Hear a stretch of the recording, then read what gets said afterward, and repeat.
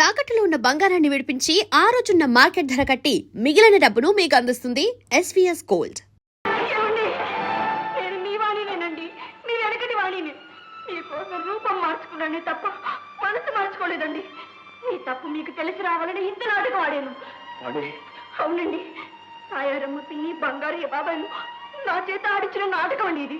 మా అమ్మ మీద ఒట్టేసి చెప్తున్నాను, నేను ఇంతవరకు ఒక్క చుక్క కూడా ముట్టుకోలేదండి. తాగినట్టు నటించాను. మీరు నన్ను తాగమని బలవంతం చేసినప్పుడల్లా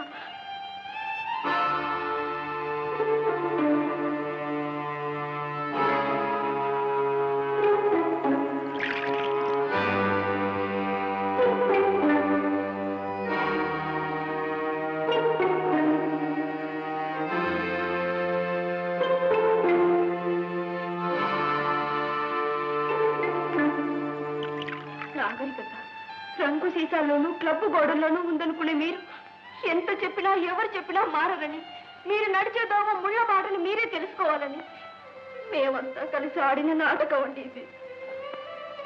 ఇదంతా నిజమేనారండి? నిజమండి, నన్ను నమ్మండి. ఇలా ప్రవర్తించి మిమ్మల్ని బాధ పెట్టినందుకు నన్ను క్షమించండి. ఏమండి?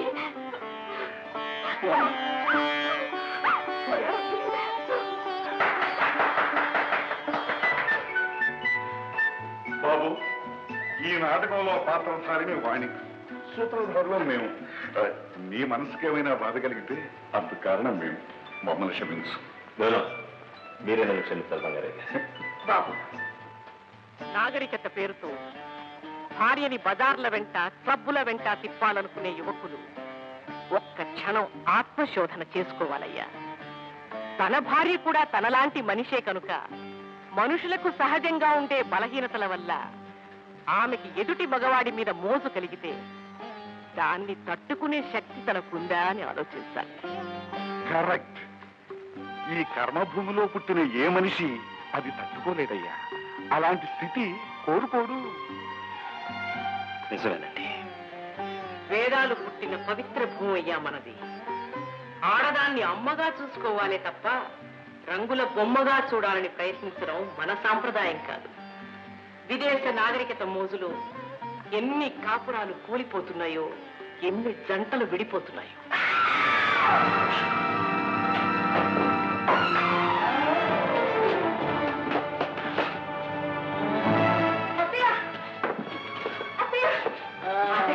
కారు గారి పడినట్టుందండి పాపం.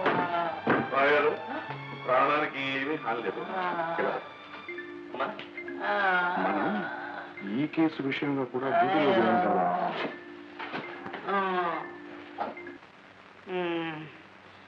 నేను ఎక్కడున్నాను రా? మీ ఇంట్లోనే ఉన్నాను పాపాయ్. శివ శివ శివ శివ. పాపాయమ్మ గారు, అయ్యా, మీ ఒంట్లో నుంచి 2 లీటర్ల రక్తం పోయింది. అమ్మో, 2 లీటర్లే? అవునండి. రక్తం ఎక్కించకపోతే ప్రాణం నిలవదన్నారు. మాలో ఎవరి రక్తం సరిపోలేదు. కోటయ్య రక్తం నీ గ్రూప్ తో సరిపోయిందంటే అతను అడిగాం. తనకి ఏమీ అభ్యంతరం లేదని మనస్ఫూర్తిగా ఒప్పుకున్నాడు. అందుకే కోటయ్య రక్తం నీకెక్కిస్తున్నారు. చిచ్చి, ఈ అందరానే రక్తం నాకు ఎక్కించడం ఏమిటి అని అంటారా? డాక్టర్ గారు వెంటనే గొట్టం లాగేస్తారు. వెంటనే నీ ప్రాణం పోతుంది. తర్వాత మీ ఇష్టం. వద్దు బాబు వద్దు. సుధా, ఏమిట్రా ఇదంతా? అది అంతే లేవే, ఊరికి ఐరన్ పడితే రక్తం ఎక్కదు. నువ్వు మాట్లాడుకున్నప్పుడు అసలు మరేం భయం లేదండి. కావలసినంత రక్తం ఎక్కించాం. Okay okay. పదమయ్యా.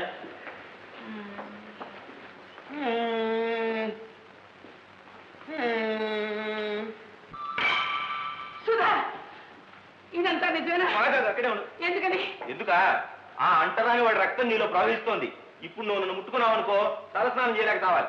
చూడు బాబు, మీ ఇంటి వెనకాల గోడ పక్కనే ఒక పాక వేయించి మీ అమ్మని అందులో పెట్టు. అలాగే. కాకపోతే ఈ వయసులో ఎక్కడికి పోతుంది పాపం. పాకలో ఉంటే ఉండనివ్వండి, కానీ ఆ బావి మాత్రం ముట్టుకోకుండా చూడండి. ఎందుకండి?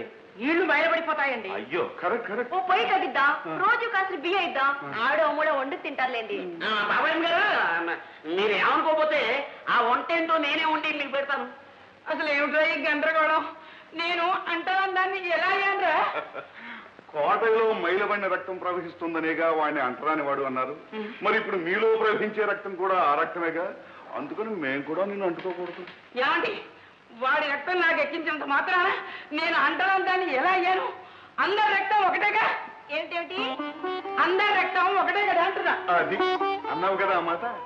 ఈ మాటే మీ నోట వినాలని ఎన్నో రోజులుగా ఎదురు చూస్తున్నాం అమ్మా. పెద్దింటి పుట్టిన చిన్న మనసు కలవాడే అంటరానివాడు, చిన్నింటి పుట్టిన పెద్ద మనసు గలవాడు అంటరానివాడు కాడు అని ఒప్పుకున్నావుగా? ఒప్పుకుంటానండి. అది బుద్ధి గడ్డి తిని పిచ్చి పిచ్చి పనులు చేశాను. అలాంటివే మనసు పెట్టుకోకండి. మీరు చేయవలసిన పని ఇంకొకటి ఉందమ్మా. చెప్పండి. మీ గౌరీ కోటయ్య ఒకరినొకరు ప్రేమించుకున్నారు. వారిద్దరూ పెళ్లి చేసుకోవటానికి మీరు ఒప్పుకుంటారుగా? అలాగే, మీ ఇష్టమే నా ఇష్టం. అంతకంటే నాకు ఇంకేం కావాలండి? ఏమండు తల్లి రోజు ఈ రోజు మీరు నాకు ఇచ్చారు, ఈ రోజు నుంచి మిమ్మల్ని పాపాయం అంటారు. ఏమా? అలాగే నాయనా. Very good. మనం మూడో డ్యూటీ కూడా పూర్తయిపోయింది. వస్తాం. ఎవరండి? బాబాయ్ గారు, ఏమండి, ఎవరు మీరు? మా అందరి జీవితాలు బాగా చేయడం కోసం ఎందుకు ఇంత శ్రమ పడ్డారు? ఇప్పటికైనా చెప్పండి. చీకటి చూస్తున్న మా జీవితాల్లో వెన్నెలు కురిపించడం కోసం మీరు ఎంతో డబ్బు ఖర్చు చేశారు, ఎంతో శ్రమదానం చేశారు. చెప్పండి, ఎవరు మీరు? చెప్పండి. మాదో విచిత్రమైన కథ పాప. మొదట్లో పూట గడవని స్థితిలో ఉండేవాడు. అదృష్టం కలిసి వచ్చింది. కలప వ్యాపారంలో లక్షలకు లక్షలు సంపాదించాను. ఇల్లు కట్టాను, వ్యాపారాలు పెట్టాను. మాకు ఆడపిల్ల పుట్టింది. మా చీకటి బ్రతుకుల్లో వెలిగిచ్చిన ఆ పిల్లకి జ్యోతి అని పేరు పెట్టుకున్నాం.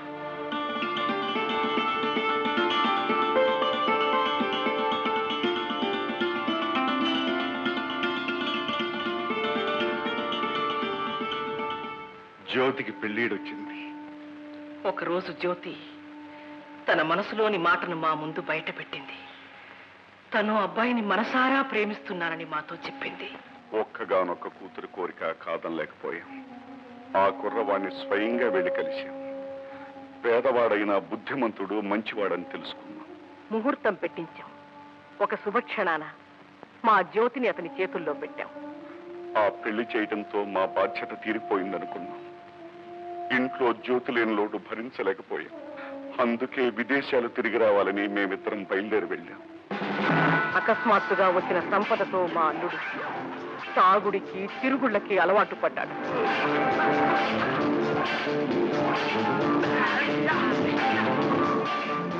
డబ్బు చేయగల అన్ని దురలవాట్లకి బానిసైపోయాడట.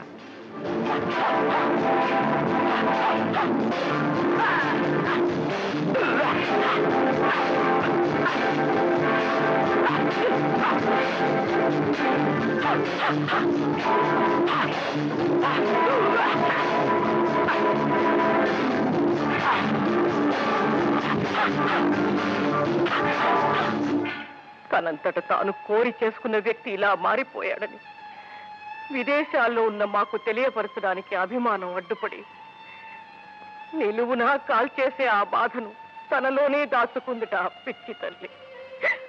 రోజు తప్పతాగి డబ్బు కోసం జ్యోతిని పీడించేవాడట, తిట్టేవాడట, కొట్టేవాడట.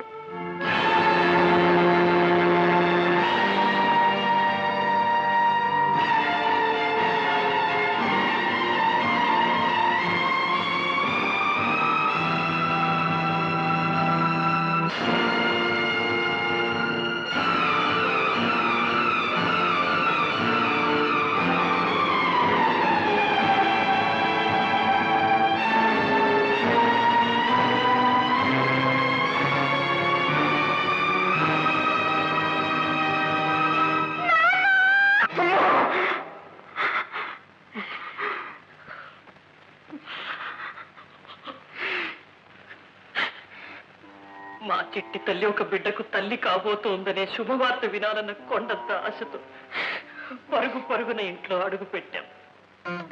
జ్యోతి, జ్యోతి, జ్యోతి, అమ్మా జ్యోతి, అమ్మా జ్యోతి, జ్యోతి.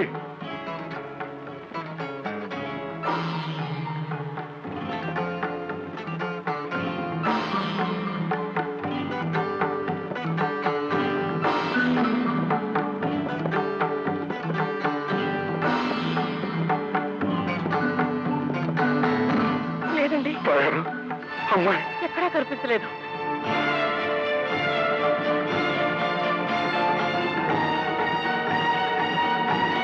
అమ్మా జ్యోతి జ్యోతి జ్యోతి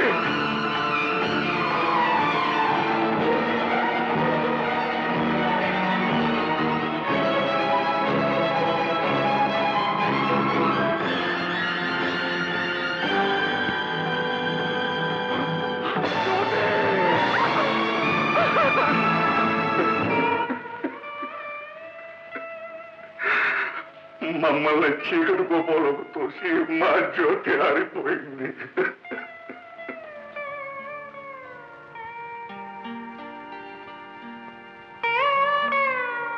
ఈ ఘోరం జరగటానికి కారణం ఏమిటి? ఈ దారుణానికి కారకులెవరు? మేమేనమ్మా. పెళ్ళైన కొత్త జంటకి పెద్దల తోడు అవసరమని గుర్తించలేని మూర్ఖత్వం మా బిడ్డను బలి తీసుకుంది. కొత్త జంట కాపురం కోడిగిత్తలకు కట్టిన కొత్త బండి లాంటిది. పెచ్చు మీరిన ఆనందం, ఆవేశం ఆ బండిని పక్కదోవలకు లాగేస్తుంటాయి, ముళ్ళ డంకుల్లోకి తోసేస్తుంటాయి. ఆ బండిని అదుపులో పెట్టేందుకు కొన్నాళ్ళు అనుభవశాలి అయిన బండి వాడే అవసరం ఎంతైనా ఉందమ్మా. అదమ్మా మా కథ. లక్షలాస్తి కన్న కూతుర్ని బ్రతికించుకోలేకపోయింది. నాకు తాయారు, తనకు నేను తప్ప మూడో వ్యక్తి లేని అనాథ ప్రేతలమైపోయాం. అందుకే మా ఊరు, మా ఇల్లు వదిలి ఇలా తిరుగుతున్నాం. డబ్బు లేక, పెద్దల అండలేక కలతలపడి నలిగిపోయే కాపురాల్ని వీలైనంత వరకు చక్కబెడుతూ, మా బిడ్డకు మేము చేసుకోలేకపోయిన మంచిని ఇతరులకు చేస్తూ ఇలా కాలం వెళ్ళబుచ్చుతున్నాం. వస్తాం బాబు. ఆగండి బంగారయ్య గారు, మీరు వెళ్ళడానికి వీల్లేదు. అవునండి, మేమంతా మీ బిడ్డలం. మీరు మాతోనే ఉండాలి. బాబు, మీ అభిమానానికి గుండె కరిగిపోతోంది. కానీ మీలా అపార్థాలకు, ఆవేశాలకు గురై ఇంకా ఎన్ని కాపురాలు విడిపోయే స్థితిలో ఉన్నాయో వాళ్ళకి సేవ చేసుకునే భాగ్యం మా నుండి దూరం చేస్తారు. కాలు చెయ్యి ఆడేంత వరకు నలుగురికి ఉపయోగపడతాం. కదలేని స్థితి వస్తే మా బిడ్డలు మీ దగ్గరికే వచ్చేస్తాం. మన డ్యూటీ అయిపోయిందా? అవునండి, కొత్త డ్యూటీ వెతుక్కోవద్దు. పదండి. బాబు.